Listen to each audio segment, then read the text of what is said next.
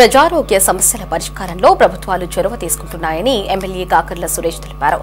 నెల్లూరు జిల్లా వింజమూరులోని టీడీపీ కార్యాలయంలో CM relief fund చెక్కులను ఎమ్మెల్యే లబ్ధిదారులకు అందజేశారు.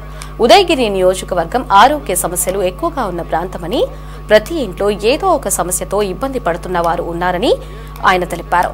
78 మంది లబ్ధిదారులకు 92 లక్షలు మంజూరయ్యాయని ఎమ్మెల్యే తెలిపారు.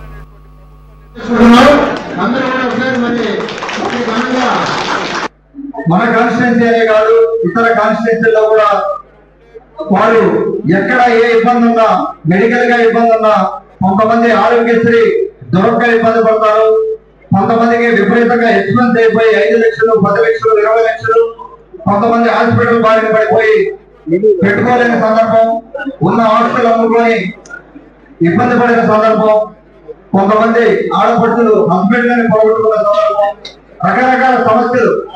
నేను కాకర్ల పెట్టి దాదాపుగా 2 ఏళ్లు బయట జరిగినప్పుడు నాకు క్లియర్ గా కనపడిన సమస్యలు హెల్త్ సమస్యలు. కొన్ని హెల్త్ సమస్యల వల్ల ఉదయగిరి నియోజకవర్గంలో కొన్ని కుటుంబాలు నాశనం అయిపోయాయి.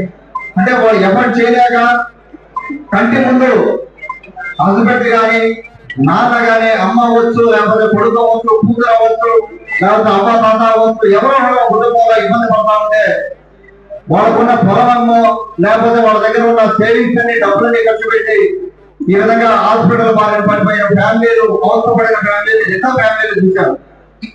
దానికి ఆదుకోవాలని, అంటే ఒక కుటుంబం సాఫీగా నడుస్తున్నప్పుడు సడన్ గా ఇబ్బంది వస్తుంది. ఈ హెల్త్ సమస్య అనేది సడన్ గా వస్తుంది, యాక్సిడెంట్ అనేది సడన్ గా వస్తుంది, లేకపోతే పిల్లలకి ఇబ్బంది సడన్ గా వస్తుంది. సడన్ గా వచ్చే, అనుకోకుండా వచ్చే సమస్యల వల్ల ఆ కుటుంబాలు ఇబ్బంది పడకూడదని గౌరవ ముఖ్యమంత్రి గారు చంద్రబాబు నాయుడు గారు కానీ, పవన్ కళ్యాణ్ గారు కానీ ఎన్నో కార్యక్రమాలు తీసుకురాబోతా ఉన్నారు. ఆయన ప్రధాన ఉద్దేశం ఏంటంటే ఏ కుటుంబం కూడా ఇబ్బంది పడకూడదు, మనకు తోచిన మేరకి గవర్నమెంట్ దగ్గర ఉన్నంత వరకు వాళ్ళకి సహాయం చేయాలనే ఉద్దేశంతో ముందుకు పోవడం జరుగుతూ ఉంది.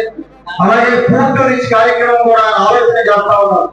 ఆయన ఆలోచన ఏంటంటే మనం డెవలప్ అవుతా ఉన్నాము, కానీ మనతో పాటు పుట్టిన వాళ్ళు ఇంకా కూడా పేదలుగా ఉండిపోయారు, వాళ్ళు డెవలప్ అయ్యే పరిస్థితి లేదు, వాళ్ళకి అవకాశం దొరకడం లేదని చెప్పి ఆయన పూర్తి నుంచి కార్యక్రమం ఒకటి పెట్టుకొని ఎవరైతే బాగా డబ్బు సంపాదించుకొని డెవలప్ అయ్యారో వాళ్ళు ఒక చెయ్యి ఇచ్చి ఆ పేదలను కూడా పైకి తీసుకురావాలనే ఉద్దేశంతో ఆయన ఒక కార్యక్రమం, పెద్ద వినూత్నమైన కార్యక్రమం పెట్టుకొని 2047 విజన్ తోటే ముందుకెళ్తా ఉన్నాం.